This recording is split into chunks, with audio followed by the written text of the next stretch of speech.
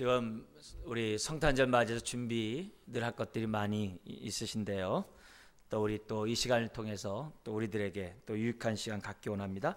우리 하나님 말씀 우리 한 구절 먼저 보고 우리 다음 말씀 계속 하도록 하겠습니다.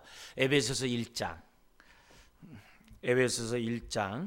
우리 3절 이하의 말씀입니다.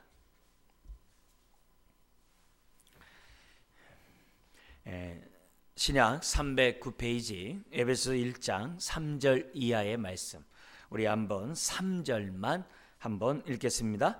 찬송하리로다. 하나님 곧 우리 주 예수 그리스도의 아버지께서 그리스도 안에서 하늘에 속한 모든 신령한 복을 우리에게 주시되. 아멘. 지금 이 찬송을 하는데 누구에게 찬송하냐? 하나님께 찬송한다는 거예요. 근데 그 하나님이 우리에게 복을 주시는데 하늘에 속한 모든 신령한 복을 주시기 때문에 찬양하자고 그래요. 근데 그 복이 어디 안에서 이루어진다라고 얘기합니까? 지금 그리스도 안에서. 지금 3절부터 14절까지 지금 삼일체 하나님을 찬양하고 있는데 그 모든 그 찬양의 내용이 어디 안에서 이루어진 것을 찬양하냐면 그리스도 안에. 그래서 짧은 이 정말 이렇게 본문 안에서 그리스도 안에라는 단어가 10번 이상 나올 정도로 그리스도 안에라는 단어를 많이 사용해요. 우리가 신앙생활하면서 많은 우리 주님에 대한 지식도 알아야 됩니다만 그리스도 안에라는 그 의미를 잘 깨닫는 게 중요해요. 그래야 우리의 신앙이 그 안에 모든 부유함이 있다고 그랬거든요. 그 부유함들을 우리들이 알고 누릴 수 있는 저와 여러분들이 된다는 겁니다. 자, 오늘 우리는 예수 그리스도를 알기 위해서 두 번째 우리 좀 주제를 좀 알기 원하는데요. 주제 우리 한번 제일 앞에 있는 거 한번 읽겠습니다. 인격적인 교제 속에 진정한 자유를 주시는 분, 예수 그리스도에 대해서 살피기 원합니다. 다음 페이지 보면 우리가 4개의 주제를 지금 보고 있는데요. 우리 한번 그 4개 주제 같이 한번 읽겠습니다. 하나님께 나아가는 유일한 길이시며 가장 안전한 기초, 인격적인 교제 속에 진정한 자유를 주시는 분, 항상 함께 하시며 삶의 진정한 의미와 방향성을 갖게 하시는 분, 삶의 동기가 되게 하시고 자신을 닮아가게 하시는 분. 그래서 우리가 예수님에 대해서 우리가 기본적으로 아는 데 있어서 이 4가지. 근데 그 각 한 가지마다 2개씩 이렇게 또 나눠져 있죠. 넓은 의미에서 8가지만 우리가 안다고 한다면 성경에 나타난 예수님에 대해서 그보다 더 우리들이 인격적으로 알아갈 수 있고 그만큼 우리가 그 하나님의 그 부유함에 저나 여러분들이 동참할 수 있다는 것을 잊어서는 안 됩니다. 자, 그런 가운데 우리 지난주에 우리가 이제 첫 번째 주제를 하나님께 나아가는 유일한 길이며 가장 안전한 기초에 대해서 배웠는데요. 오늘은 이제 두 번째 주제를 이제 배우도록 하겠습니다. 들어가는 말을 보면 우리 한번 같이 한번 읽겠습니다. 하나님은 예수님을 통해 일하신다. 나를 본 자는 아버지를 보았거늘 나는 스스로 말하지 않고 아버지로부터 들은 말씀을 하느니라. 예수님 안에 하나님이 계시고 하나님 안에 예수님이 계신다. 거기서도 아니라는 단어를 썼어요. 그죠? 그래서 우리가 예수님을 통하지 않고는 하나님을 알 수가 없어요. 만약에 예수님을 떠나가지고 하나님을 알 수 있다면 그건 이제 아주 잘못된 거예요. 흔히 말하는 이단이라고 그러죠. 그렇기 때문에 우리가 항상 하나님을 알려면 예수 그리스도를 통하여 하나님을 알아야 돼요. 구약에 있는 성경도 우리가 제대로 깨달으려면은 우리 사복음서에 나타난 예수님의 눈으로 우리가 구약 성경을 볼 수 있는 눈이 돼야 돼요. 그리고 그 예수님이 말씀하신 내용이 그 의미가 무엇인지를 주님의 제자들을 통하여 우리에게 또 밝히 증거한 것이 사도행전서부터 계시록이에요. 그래서 구약과 사복음서와 이렇게 서신서에 나와 있는 내용들을 우리가 세 과정 속에서 우리가 제대로 볼 때 성경을 제대로 저와 여러분들이 이해한다라고 볼 수 있습니다. 그래서 영생은 아버지와 그 보내신 자 예수 그리스도를 뭐 하는 거예요? 아는 것. 그 안다는 게 뭐예요? 인격적으로 아는 것을 성경은 얘기를 합니다. 자, 그런 가운데 우리 한번 오늘 다음 이제 인격적인 관계, 그때 이제 쓰는 영어는 in이라는 단어를 이제 사용을 합니다. 한번 같이 한번 읽어볼까요? 예수님과 관련되어 in을 사용할 때에는 친밀한 인격적인 관계로 연합되었다는 것을 의미하고, 더 나아가 주님과 함께 살아있는 성장의 관계를 누릴 때에도 사용한다. 이게 in이에요. 그러니까 예수님 안에 있다는 그 말이 우리가 이렇게 뭐 이런 물건들이 어디 안에 이렇게 두다 그런 개념이 아니라, 공간에 어떤 두다 이런 개념이 아니라 인격적인 관계를 표현할 때 아내라는 단어, 그리고 그 아내라는 이 단어는 접붙임 바와 같기 때문에 지금 뭐예요? 온전히 하나 된 것을 의미하기 때문에 계속 앞으로 살아가는 데 있어서도 끊임없이 공급받음으로 성장하고 자라가는 것을 이 아내라는 단어 속에 성경은 표현하고 있다는 겁니다. 자, 그런 가운데 다음 페이지 보면 1번 같이 한번 읽겠습니다. 바울은 고린도인에게 내가 그리스도 안에 있는 한 사람을 아노니 14년 전에 그가 셋째 하늘에 이끌려 간 자라고 고린도후서 12장 2절에 했죠. 근데 내가 안다라고 하는 그 제3자가 누구냐면 바울 자신을 얘기해요. 자기 자신을 얘기해요. 자기 자신에 대해서 이 얘기를 하게 된 이유가 뭐냐면, 당신이 하나님부터 온 정말 하나님의 말씀을 전하는 사도야? 그렇다면 신적인 증거가 뭐가 있냐 이게. 왜냐하면 구약의 전통에 따라 하나님의 말씀을 전하는 사람들은 저 하늘나라를, 어전회의를 보고 왔거나 하나님이 그에게 준 그 사인을 보이면서 말씀을 전했거든요. 그렇다면 당신이 그 뭔가 좀 사인 좀 보여주시오 그러는 거예요. 거기에 대해서 바울이 내가 사도로서의 그러한 어떤 증거를 원하냐? 내가 말한다 하면서 1장에서 제일 많이 13장까지 넓은 지면에 설명한 게 뭐예요? 나 주님처럼 고난당했다. 그게 예수의 흔적을 가진 것이 나의 사도됨의 증거다. 그 얘기를 해요. 그렇게 하면서도 하도 그들이 신적인 무슨 경험을 얘기해달라고 그러니까 내가 한 사람을 아는데 그가 14년 전에 여기 나오는 거예요. 지금 셋째 하늘에 이끌려 간 자다. 근데 그 사람이 누구냐? 그리스도 안에 있는 한 사람. 자기를 표현할 때 뭐라고 해요? 그리스도 안에 있는 한 사람이라고 표현해요. 이건 뭐예요? 자신이 그리스도인이라는 거예요. 주님을 믿는 그리스도인이라는 표현을 아내라는, 그것도 뭐예요? 아주 친밀한 인격적인 관계를 표현할 때 아내라는 표현을 쓰는 거죠. 다음 보죠. 근데 이 아내라는 이 표현이 자신에게만 쓴 것이 아니라 로마서 16장에 보면은 복음을 받은 사람들이 정말 복음적인 공동체 교회를 세워야 되는데 어떤 공동체를 세워야 되는지 실제적으로 보여준 게 16장이에요. 그래서 그 16장에 보면은 정말 너무나도 많은 수십 명의 사람이 나와요. 거기 보면은 자유인도 있고 종도 있고 유대인도 있고 이방인도 있고 남자도 있고 여자도 있고 굉장히 많아요. 근데 그런 모든 사람이 그리스도 안에서 한 몸을 이루는 것이 교회라는 거예요. 그리고 이 바울은 그런 사람들을 다 설명하기 위해서 자신만이 아니라 예수 그리스도를 믿는 모든 사람을 설명할 때 뭐뭐 안에, 주 안에, 그리스도 안에 라는 아내라는 표현을 썼다는 거죠. 그래서 2번 한번 읽겠습니다. 로마서 16장 1절에서 16절에서 27명의 이름이 나열하면서 일일이 안부를 한다. 여기서도 그리스도 안에서, 예수 안에서, 그리스도 안에, 주 안에 있는 단어를 쓴다. 바울은 브리스길라 아굴라에 대해 그리스도 예수 안에서 나의 동역자들이라고 표현했는데 이 말은 그리스도인 동지라는 뜻이다. 그러니까 그만큼 믿는 사람이 얼마나 친밀한 관계를 맺고 있는지, 역시 인격적인 관계를 맺는지를 아내라는 표현을 썼다는 거예요. 자, 그래서 다음 보면 3번 읽겠습니다. 결국 그리스도 안에라는 말은 공간의 의미가 아니라 인격적인 관계를 말한다. 그리스도 안에 갇혀 있다는 표현이 아니라 매우 친한 인격적인 관계로 연합되어 있다는 뜻이다. 포도나무와 가지에 비유해서도 내 안에 거하라, 나도 너희 안에 거하리라고 했다. 그래서 무슨 말인지 알겠죠?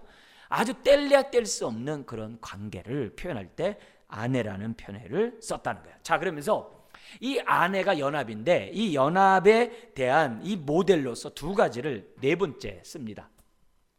그래서 바울은 그리스도의 연합을 두 가지 모델로 이제 사용하는데, 첫 번째 한번 읽겠습니다. 교회를 살아있는 유기체, 즉 그리스도의 몸으로 보고 그리스도인을 주님의 몸의 지체로 본다. 자, 고린도전서 시작. 고린도전서 12장 27절, 너희는 그리스도의 몸이요 각 지체의 각 부분이라. 고린도전서 6장 17절, 주와 합하는 자는 한 영이라. 이걸 어디서 깨닫냐면은 바울이 예수 믿는 사람을 잡아들이기 위해서 다메섹으로 원정을 갔어요. 원정을 가는 그 길에서 부활의 주님을 만나요. 근데 그 부활의 주님이 다른 사람이 아니라 예수님이잖아요. 그랬을 때 바울이 뭐냐면 이제 사울이죠. 그때는 사울이 니시오니까, 그러니까 부활의 주님이 뭐라고 그래요? 나는 네가 핍박하는 예수니라 그래요. 자기는 예수 믿는 사람을 핍박하러 갔지 예수를 핍박하는 게 아니거든요. 근데 나는 네가 핍박하는 예수다 그러는 거예요. 거기서 바울이 교회는 우리가 믿는다는 것은 머리이신 주님과 한 몸을 이루는 그걸 유기적인 관계라고 그래요. 유기적인 관계라는 것을 바울이 깨닫게 돼요. 그래서 사람을 핍박하는 게 곧 주님을 핍박하는 거구나. 사람에게 잘하는 게 꼭 주님께 잘하는 거구나. 소자에게 물 한 그릇 주는 게 주님께 하는 거구나. 이걸 깨닫게 돼요. 거기서 교회로이 나오는 거예요. 오늘 저와 여러분들도 마찬가지예요. 머리이신 주님으로 저와 여러분들이 한 몸을 이뤘어요. 그래서 우리 옆에 있는 사람에게 대하는 게 주님을 대하는 거예요. 그러니까 성경에서 뭐라 그래요? 주께 대하듯 대하라 그래요. 그래서 내가 어떻게 주님을 대해야 되는지를 주님이 보여주는데, 여기 주님과의 연합에 대한 그 첫 번째로서 그리스도의 몸, 몸으로서 주님과의 연합을 설명하고 있다는 거예요. 두 번째, 우리가 잘 아는 요한복음 17장에 나와 있는 얘기인데요. 같이 한번 읽겠습니다. 요한복음 17장에서 아버지께서 내 안에 내가 아버지 안에 있는 것 같이 저희도 다 하나가 되어 우리 안에 있게 하사, 이렇게 얘기했어요. 안에 있게. 이것은 하나님과 예수님이 인격적인 관계를 맺는 것처럼 우리도 그러하다, 이런 뜻이거든요. 자, 그러면서 가지가 나무에 연합되어 있듯이 그리스도인들도 지금 누구와 연합되어 있는 거예요? 주님과 연합되어 있다. 그래서 골로새서에서는 머리이신 그리스도를 꽉 잡으라고 그래요. 꽉 잡지 않기 때문에 자꾸 딴 거 붙잡는다는 거예요. 오로지 주님만을 꽉 잡을 것을 주님이 우리들에게 가르쳐주고 있어요. 자, 다음 보죠. 자, 그렇다면 그리스도와 연합, 이 안에 있다는 그 의미가 뭐냐? 세 가지로 얘기하는데요. 우리 한번 같이 한번 읽어볼까요? 첫 번째, 그리스도와의 연합은 그리스도인의 정체성에 필요 불가결하다. 즉 이것이 없이는 그리스도인이 아니다. 교회마다 다양하고 교파들도 다양해요. 그죠? 개신교가 얼마나 많은 교파가 있어요. 교단이 있겠어요? 근데 그런 게 중요한 게 아니에요. 그리스도 안에 있느냐, 그리스도 밖에 있느냐, 두 가지밖에 없어요. 마지막에 우리가 죽을 때 예수 안에서 죽는 자가 복되다고 그랬지 다른 게 복된 게 아니거든요. 뭐 장로교회 다녔다 복되다, 그게 아니거든요. 예수 안에 있느냐, 예수 바깥에 있느냐. 그런 의미에서 내가 누구인지를 아는 데 있어서 중요한 게 이게 뭐예요? 연합이라는 거예요. 너무나도 중요한 거예요. 나의 정체성을 아는데 너무 중요해요. 자, 두 번째 읽어볼까요? 그리스도와의 연합은 신약의 복음의 뭐가 돼요? 핵심이 돼요. 신약에서 주 안에, 그리스도 안에라는 단어가 164번 나와요. 너무너무 많이 나와요. 이 얘기는 우리 기독교 신앙에서 이 안에 있다는 것이 너무 중요하다는 것을 의미해요. 우리가 잠시 읽었던 에베소 1장 3절에서 14절에만 해도 안에라는 단어가 매 구절마다 나와요. 그러니까 예수 바깥에서는 없다는 것을 우리들에게 보여줘요. 무엇보다도 칭의, 성화, 영화롭게 됨, 화목해 됨, 이 모든 것들이 다 어디에 이루어지냐? 그리스도 안에서 이루어지는 것임을 얘기를 해요. 세 번째 읽어볼까요? 그리스도와의 연합은 세계 종교들 가운데 독특한 강조점이다. 우리 4대 성인이라고 이렇게 가르치고 세상에서 그럽니다만, 우리 그거 다 뭐예요? 어느 누구도 어떻게 돼요? 자기네들이 섬기는 그 종교의 거기와 하나 되었다는 얘기 안 하거든요. 그의 가르침을 본받는다, 가르침에 따라 산다, 그 가르침을 깨닫는다 이렇게 얘기하지, 주님이 내 안에 내가 주님 안에 있다라고 얘기 안 하거든요. 그러니까 이런 자체가 아주 독특한 거죠. 그러니까 예수님은 선생 스승 이상, 정말 그런 하나님의 아들 메시아 주님이 된다는 것을 우리에게 가르쳐주고 있다는 거죠. 자, 그러면서 이 다음 페이지 보면 연합된 주님과 하나 된 사람은 하늘에 속한 신령한 복을 누려요. 자, 1번 읽어볼까요? 에베소서 1장 3절에 14절, 하늘에 속한 신령한 복들은 그리스도 안에 있다. 그래서 여기 복이 에베소서 1장 3절 이하의 복이 얼마나 많아요. 만세전부터 선택받은 거, 내가 정말 죄사함 받고 하나님의 자녀가 되는 거, 그리스도 몸의 한 지체로 부름받은 거, 하나님의 자녀로서 유업을 잊게 된 거, 이 모든 것들, 이 복을 그리스도 안에서 받는다, 그 얘기를 해요. 자, 2번 읽어봐요. 이 세상에 살고 있으나 하늘에 속한 복을 예수 안에서 누리게 한다. 죽어서 천국 가는 게 아니라 예수 안에서 천국을 경험하도록 하나님이 하신다. 그래서 주님과 연합된 사람은 하늘의 복을 오늘 이 시간에 누릴 수 있다는 거예요. 그뿐만이 아니라 그런 사람에게 지금 세 가지의 축복이 계속 이어지는데, 먼저 우리 첫 번째 축복이 세 번째 우리 3번에 나옵니다. 처음 뭘 받아요? 새로운 신분이 돼요. 자녀의 신분이 돼요. 자, 우리 1, 2, 3번 읽겠습니다. 인간에게 있어서 신분은 매우 중요하다. 그러나 성경은 다른 신분을 제시한다. 에베소 1장 4절 8절, 새로운 피조물 하나님의 자녀의 신분이다. 함께 유업을 이을 후사로 세우신다. 하나님의 사랑에서 뭐 한다고요? 끊을 자가 없다. 그래서 새로운 신분이 돼요. 자녀예요. 그건 피로 우리 호족에다 써놨기 때문에, 생명체 써놨기 때문에 절대로 빼앗을 자가 없는, 끊을 자가 없는 새로운 신분을 예수 안에서 얻게 됩니다. 자, 그 다음에 4번, 또 우리가 더 나가서는 새로운 신분만 아니라 새로운 생명을 받아요. 한번 읽겠습니다. 신분만 아니라 새로운 생명을 받는다. 새로운 생명을 받은 자들이 새로운 의의 삶을 산다. 은혜를 더하려고 죄를 계속 범하는 삶을 살지 않는다. 죄에 대해 죽고 하나님을 향하여 사는 의의 삶을 사는 자가 된다. 이게 벌써 새 생명. 우리가 신앙생활한다는 자체가 옛사람을 죽이고 새 생명 가운데 사는 것을 의미한다는 거예요.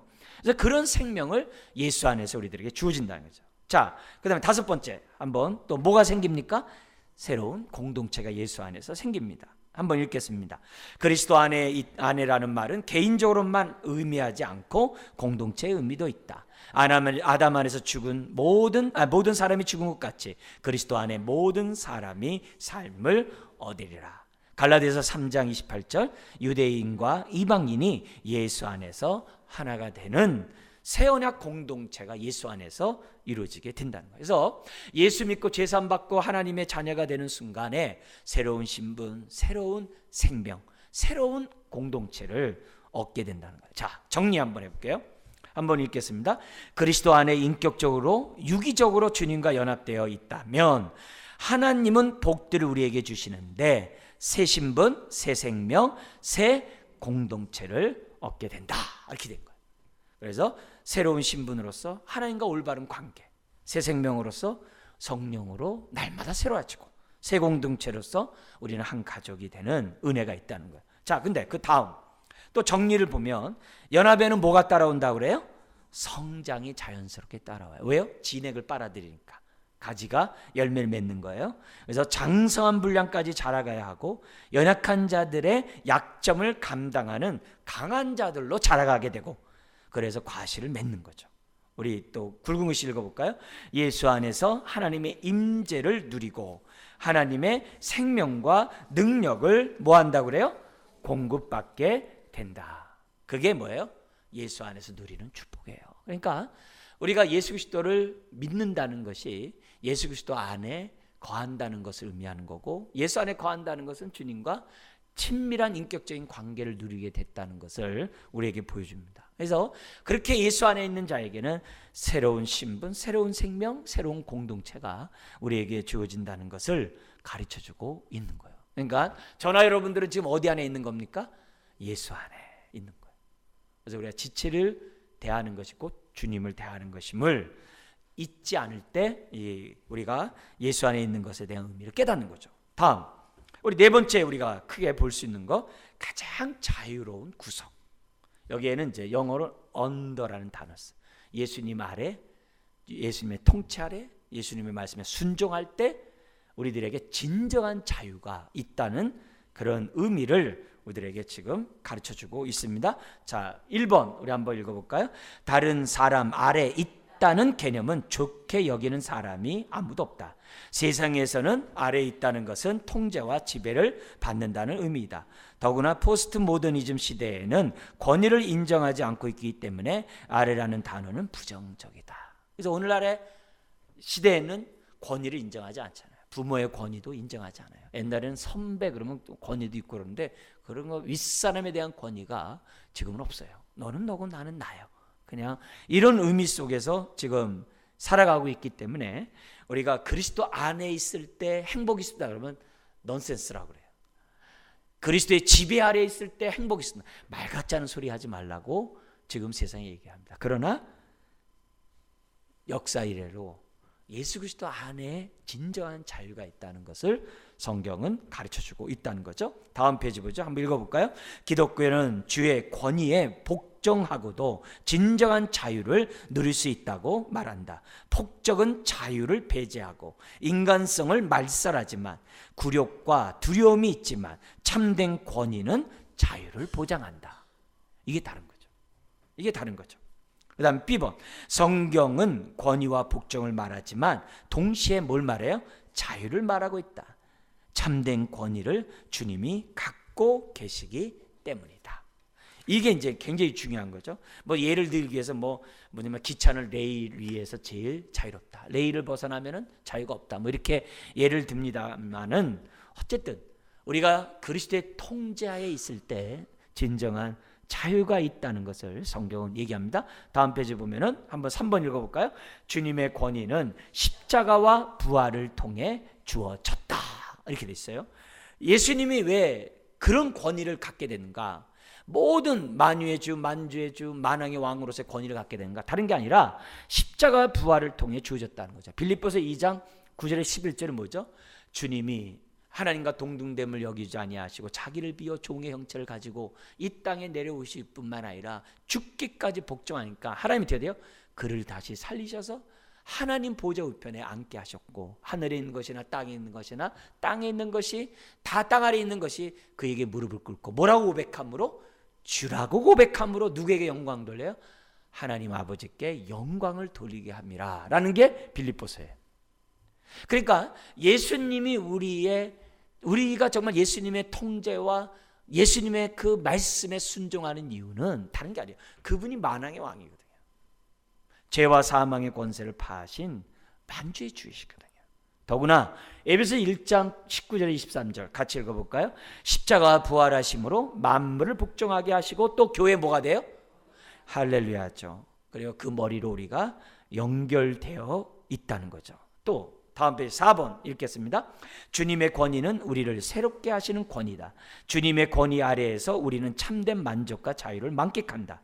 주님의 멍에는 쉽기에 안정과 위로를 받는다. 마태복음 11장 29절 30절 너희 마음이 쉼을 얻으리니 이는 내 멍에는 쉽고 내 짐은 가벼움이라. 이해가 안 되는 거죠 세상에서는. 그러나 그 사랑 받은 자만이 그 은혜 알도다. 그죠? 수고하고 무거운 짐진 자들아 다 내게로 오라. 내가 너희를 쉬게 하리라. 그죠? 그러면서 나와 함께 멍에를 매자고 그래요. 그리고 내가 너에게 주는 멍에는 쉽고 내 짐은 가볍다. 이렇게 말씀하고 있어요. 자, 그럼 다음 페이지 보십시오. 우리가 그리스도 안에, 그리스도의 통제 아래, 그리스도 안에, 통치 아래, 주님 아래에 있다는 게 뭐냐? 그래서 그리스도 안에, 즉 주님의 쉬운 멍에 아래에 있다는 뜻이 과연 뭘까? 이제 우리가 여기서 네 가지 내용을 한번 잠깐 보도록 하겠습니다. 첫 번째는 뭐냐면 쉬운 멍에를 메고 배우라는 의미가 거기에 함축되어 있어요. 자, 읽어볼까요? 1번. 주님은 우리의 생각을 주님의 멍에 아래 두기를 원하신다. 이것은 이성을 부인하는 것이 아니라 주님의 계시에 복종하는 것을 말한다. 우리 생각을 말씀에 이렇게 복종하는 그것이 우리의 생각을 갖다 어떻게 돼요? 부인하거나 말살한다는 게 아니에요. 올바른 생각을 하도록 우리의 생각을 돕는다라고 저와 여러분들이 이해를 해야 한다는 거죠. 그럴 때 뭘 얻을 수 있어요? 네, 참된 자유를 얻을 수 있다는 것을 우리들에게 보여주고 있어요. 그러니까 세상에서 지성 그러면 자유롭게 늘 많이 얘기합니다만 이 지성이 진정한 자유를 누리려면 올바른 진리를 알 때 그게 자유가 된 거죠. 엉뚱한 진리를 다 안 다음에 자유 얘기하면 안 되죠. 우리에게 진정한 자유를 주는 것은 진리이신 예수 그리스도만이 우리가 자유를 준다는 것을 우리에게 지금 성경은 가르쳐줘요. 자, 두 번째, 우리가 그리스도 아래에 있다는 뜻이 뭐냐? 쉬운 멍에를 맨다는 게 뭐냐? 배울 뿐만 아니라 뭐 해야 된다는 거예요? 순종해야 한다는 것을 보여줍니다. 자, 1번 읽겠습니다.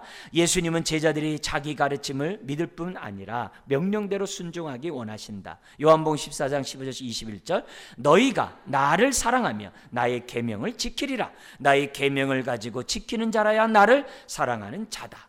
2번 순종할 수 있도록 또한 성령을 주신다. 3번 새 계명과 산상수훈에 순종해야 한다. 그러니까 주님이 우리에게 주신 계명이 멍에예요.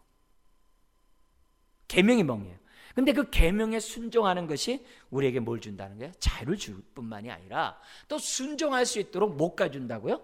성령님까지 우리에게 주신대요. 그러니까 산상수훈을 비롯한 주님의 가르침들은 다 우리가 어떻게 보면 지키기 힘들어. 왜? 옛사람을 죽여야 되니까. 그렇지만 옛사람을 죽이고 성령에 따라 순종하면 그 삶에 하늘의 위로가, 하늘의 축복이 삶에 넘쳐난다고 하는 것이 주님의 가르침이라는 거예요. 자, 세 번째 우리 한번 읽겠습니다. 내 마음에 맞지 않아도 뭐 해야 돼요? 순종해야 돼요. 왜요? 주님을 아는 지식이 가장 고상하거든요. 이건 뭐예요? 바울의 고백이죠. 바울은 가말리안 문화에서 정말 박박사의 교육을 받은 사람이에요. 당대에 정말 아주 석학 중에 석학입니다. 그가 예수님을 알기 전에는 세상 것이 다인 줄 알았어요. 근데 주님 아는 순간에 다 배설물이 되는 거예요. 우리가 왜 주의 말씀에 순종해야 되냐? 그 말씀이 우리의 영이요 생명이거든요.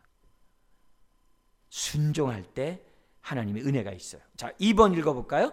주님은 교회의 머리가 되신다. 그래서 복종은 곧 우리의 유익이 된다. 결국 종말의 모든 것이 그리스도 안에서 한 머리 아래에서 뭐가 된다고 그래요? 통일될 것이다. 그러므로 우리는 교회의 머리를 어떻게 해야 돼요? 꽉 붙들어야 한다. 이게 빌립보서, 에베소서, 골로새서의 주된 메시지예요. 이게. 그죠? 자, 네 번째.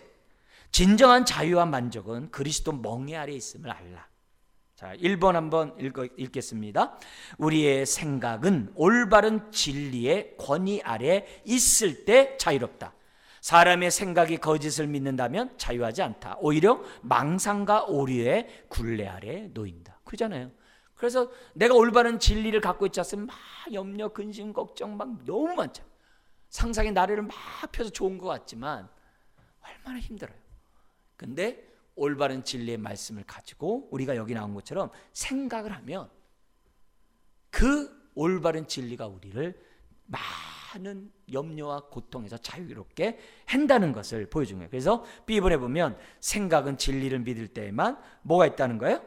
네, 자유가 있다는 것을 우리들에게 지금 가르쳐주고 있어요. 자, 다음 페이지 보죠. 3번 한번 읽겠습니다. 또한 우리의 생각만이 아니라 무엇도 드려야 돼요? 의지도 오직 의의 권위 아래 있을 때만 자유롭다. 그래서 A번서 B 읽겠습니다. 의지가 그리스도께 불순종하면 자유롭지 않다. 오히려 아집과 정욕의 굴레 아래 놓인다. 의지는 예수님의 의로운 기준에 순종할 때만 자유롭다. 그러니까 모든 지정의가 주님 앞에 통제를 받을 때 자유가 있다는 것을 보여줘요. 자, 다음 4번 한번 또 읽겠습니다. 인생은 하나님의 형상으로 지음을 받은 존재이다. 그래서 하나님과 바른 관계 아래서만 참된 자아를 발견한다. 하나님은 우리를 이성적 존재로 지으셨다. 하나님의 진리를 탐색하고 믿어 자유를 얻을 수 있는 지성을 주셨다. 또한 하나님은 도덕적 존재로 지으셨다. 우리의 마음에 자신의 법을 기록하셨다. 그래서 우리 안에 그리스도의 법, 하나님 사랑, 이웃 사랑의 마음의 법을 기록해 놓으셨다는 거예요. 그러니까 우리가 하나님의 계명, 산상순이나 하나님의 계명에 순종하는 게 쉽지 않아요. 나의 멍에요. 그러나 그 멍에는 성령 안에서 있을 때 가볍고 쉽대요. 쉬울 뿐만 아니라 그 멍에를 지킴으로 하나님의 은혜가 강같이 흐른다고 주님 우리들에게 가르쳐줘요. 자, 정리 한번 볼게요. 같이 한번 읽겠습니다. 창조주와 인간 피조물, 하나님의 진리와 우리의 이성, 하나님의 의와 우리의 도덕적 의식이 조화를 이루기에 우리의 생각은 하나님의 진리를 믿음으로, 우리의 뜻은 하나님의 법에 순종함으로 뭐로 얻어요? 자유를 얻는다. 그래서 그리스도의 멍에는 쉽다. 왜냐하면 우리의 근본과 꼭 맞기 때문이다. 하나님의 형상을 따라 지음받은 우리들이 정말 하나님의 뜻대로 딱 코드를 맞추면 그만큼 모든 것이 자유롭다는 것을 우리들에게 가르쳐주고 있습니다. 자, 나가는 말 한번 보고 또 한번 읽고 마치겠습니다. 예수 안에서 하나님의 임재를 누리고 하나님의 생명과 능력을 공급받게 된다. 예수 아래에서 참된 안식과 자유가 있다. 할렐루야. 그래서 오늘 우리들이 예수 그리스도를 우리가 올바로 알고 믿되 우리가 첫날에 모든 것은 예수 그리스도로 말미암아 다 하나님의 은혜가 주어졌어요. 그래서 우리의 인생은 예수 그리스도의 터 위에 깊게 뿌리를 내리고 세움을 입어야 돼. 그래야 안전해. 그것뿐만 아니라 주님은 우리에게 인격적인 관계를 맺기를 원하세요. 그리고 우리에게 참된 자유를 주기 위하여 말씀을 주셨어요. 계명들을 주셨어요. 새 언약을 주셨어요. 그 말씀에 우리들이 순종할 때 우리의 신앙이 우리 여기 나온 것처럼 하늘의 신령한 복으로 충만한 저와 여러분이 될 줄 믿습니다. 기도하겠습니다. 하나님 아버지,